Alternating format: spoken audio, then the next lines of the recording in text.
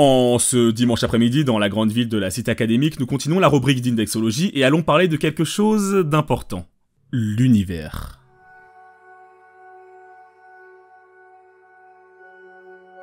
Depuis sa création, l'homme a toujours voué un culte envers des entités qui n'existaient que dans sa tête. Au début, il croyait que le feu était un pouvoir qui en voulait à sa vie, que les étoiles étaient des yeux qui l'observaient, que la Terre était une entité qui voulait son bien. Bref, les croyances et l'homme, ça n'a toujours fait qu'un. Sauf que dans le monde de Toharu, l'humanité dans son ensemble est une entité bien étrange, car quand elle croit en quelque chose, cela devient vrai, en quelque sorte. L'homme, avec un grand H, a un pouvoir. On ne sait pas comment c'est possible, d'où ça vient, ni pourquoi c'est comme ça, mais c'est le cas. L'homme a un pouvoir unique et propre à lui, le pouvoir de la croyance. Étant un individu doué de conscience, il est capable de penser et réfléchir sur lui-même, et surtout d'imaginer. Allez savoir pourquoi, mais quand l'homme croit en un truc, sa pensée va se cristalliser dans une sorte de dimension supérieure. Un peu comme si on séparait le monde entre le plan physique et le plan imaginaire. Au fur et à mesure, les croyances chez les hommes se sont harmonisées. Après tout, l'homme est un animal social, il vit en société et s'adapte à ses congénères. Alors, les croyances ont naturellement convergé au fur et à mesure et se sont uniformisées. Ainsi naquit le principe des dieux, des esprits et tout le reste. Sauf que ce qu'ils ne savaient pas, c'est que dans les plans existentiels supérieurs, les croyances se réunissent, s'agglomèrent et forment de nouvelles réalités où ces croyances existent et sont réelles. C'est ça que nous appelons les phases. Ces phases sont des réalités à part entière. Chacune d'elles représente une croyance, une légende ou encore une religion. On comprend vite alors pourquoi il en existe une potentielle infinité. D'autant que contrairement à ce que le concept pourrait laisser penser, ce n'est pas parce qu'une religion ou une croyance disparaît que sa phase aussi. Elle aura juste une moins grande influence. Revenons à la base. Les phases sont donc des réalités qui incarnent chacune une croyance ou une légende. Ces phases sont superposées à la réalité, c'est-à-dire qu'elles sont localisées spatialement au même endroit que l'univers. Pour ceux qui ont du mal à comprendre le concept, faut savoir que quand on parle de multiples univers, il existe plusieurs principes. Le principe que vous connaissez tous des univers parallèles, qui est le plus commun et où en gros l'univers est en une infinité d'exemplaires, mais juste avec quelques changements dans chaque univers. Le principe des univers emboîtés les uns sur les autres, un peu comme des sortes d'étages avec un monde des humains, des dimensions supérieures ou inférieures, enfin vous voyez, et où chaque univers a ses propres règles et n'ont rien à voir les unes avec les autres en général.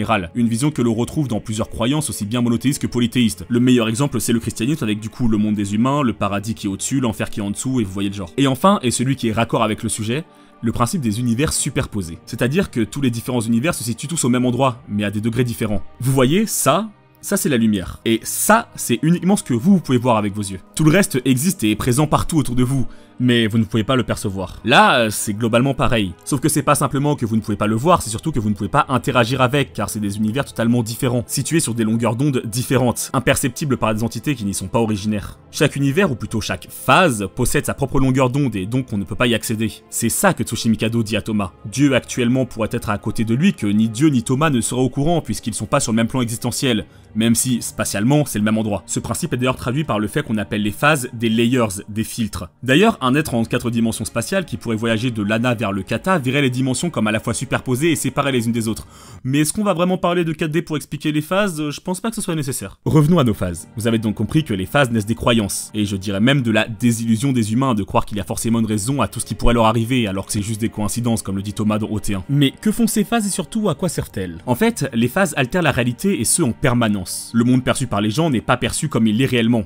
Il est modifié par les phases. Chaque phase exerce une influence sur le monde. Si on voit le monde tel quel, c'est parce que les phases existent et nous le monde tel quel. C'est un peu compliqué à se figurer étant donné que le monde est comme il est quoi. On l'a toujours vu ainsi, c'est compliqué de l'imaginer autrement. Pour mieux comprendre ce principe, et ça n'importe qui ayant fait un peu de montage photo comprendra, si les phases sont appelées layers ou filtres, c'est pour une raison très simple. C'est parce qu'elles agissent globalement comme si elles en étaient. Ça s'applique sur une photo, ça la modifie, et pour autant on n'a toujours qu'une seule photo actuellement, mais recouvert de plusieurs calques. Eh bien, c'est exactement pareil pour les phases. Mais c'est plus facile de le remarquer quand un changement prend place dans ces dites phases. Et ça, on en a un parfait. Dans NT9, vous n'êtes pas sans savoir que Otinous va manipuler les phases pour modifier la réalité. Mais elle ne va pas modifier chaque aspect de la réalité séparément, car ça serait trop long. Alors, elle va juste manipuler les phases, et donc la perception du monde. En ajoutant des phases et en modifiant celles existantes, elle peut réécrire simplement les règles du monde. Ajouter une règle « Thomas est l'ennemi de l'humanité » ou ajouter une règle « Tout le monde est heureux » est alors simple. Voire même juste créer une phase entièrement opaque pour faire disparaître la vue de toutes les autres. Ainsi, on ne percevra aucune de ces phases et on aura l'impression que le monde a été détruit. Alors, ce n'est pas pour autant qu'elle n'en est pas capable, si elle le voulait, elle pourrait clairement détruire l'univers et le recréer. Mais pourquoi faire ça alors que tu peux te mettre un filtre tout noir et remodifier tout ce qui existe déjà? C'est beaucoup plus simple. Bref, vous voyez maintenant, les phases ont une influence constante sur le monde. C'est d'ailleurs à cause de cette influence constante que des sorts peuvent être lancés par accident. Car si chaque phase apporte son lot de nouvelles règles, et si une structure respecte ces règles, et ça va appliquer les effets prévus par cette phase. Bon, après le cas de Angel Fall est particulier, j'en ai déjà dédié une vidéo entière qui est disponible en haut à droite là. Mais voyez où je veux en venir. Sauf que ça ne s'arrête pas là.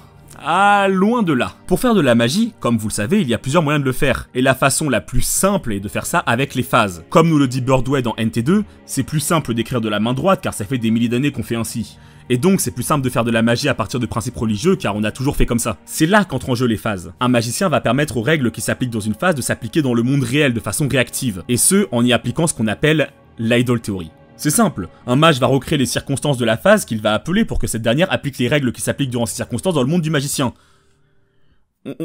On va imager, je crois. Pour créer un sort de protection chrétien, comment je pourrais faire? Eh bien, c'est simple. Dans la phase chrétienne, la croix de Jésus a pour règle d'apporter de la protection, car c'est comme ça que ça marche dans la croyance chrétienne, et donc dans sa phase également. Chaque phase ayant donc son propre lot de lois de la physique et de règles. Donc, recréer des settings similaires va permettre de faire le même effet. C'est ça qu'on appelle l'idle theory. J'ai qu'à disposer comme il se doit plusieurs croix chrétiennes, et normalement ça devrait aller. Je vais recréer les circonstances qui font que dans la phase chrétienne ça marche, et ça marchera également dans l'autre monde. C'est un peu le même principe que ce qu'a fait Rensa. Recréer les circonstances similaires pour que le pouvoir appelé puisse se déverser par une sortie ou un output valide. C'est d'ailleurs la raison qui faisait que Rensa avait besoin que le Esper soit vivant, car elle devait pouvoir accéder à leur réalité personnelle. Là, le magicien se sert de réalité impersonnelle. Les phases. Ah, c'est bien beau tout ça, mais ça semble trop beau. Moi et mes potes, on imagine tout un concept imaginaire philosophique et croyant en se basant sur n'importe quelle histoire qui existe déjà, et ensuite on peut en faire des sorts. C'est un peu facile, non? Alors, oui, mais non. Oui, car en effet, c'est possible d'utiliser des croyances, même qu'on sait de pure fiction, pour les intégrer dans des sorts, car forcément, ça existe. Donc une phase existe. Et non, c'est pas aussi simple que ça pour faire de la magie. Mais pour des mages expérimentés, oui, c'est faisable. Par exemple, le Necronomicon, bien qu'inventé par Lovecraft dans l'Appel de Cthulhu, existe dans Toaru, car des mages ont décidé de se baser sur cette histoire de fiction et d'en faire un grimoire, et ont donc, fatalement,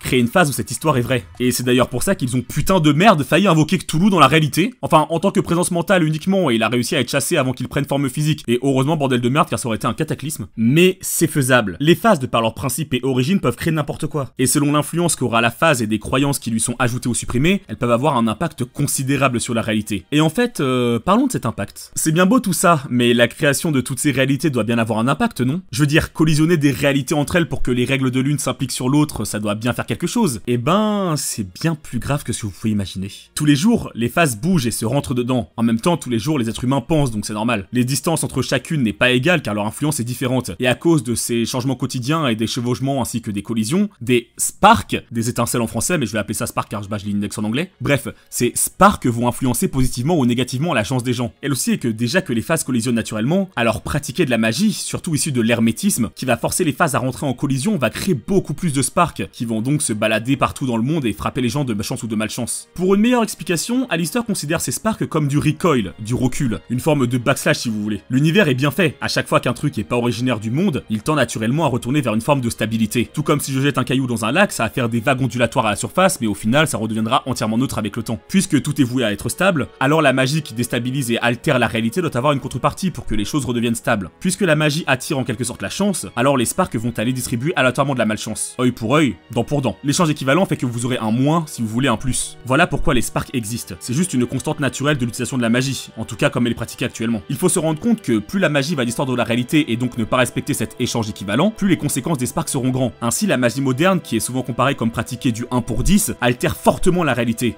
fait collisionner à fond les phases et crée des sparks très négatifs.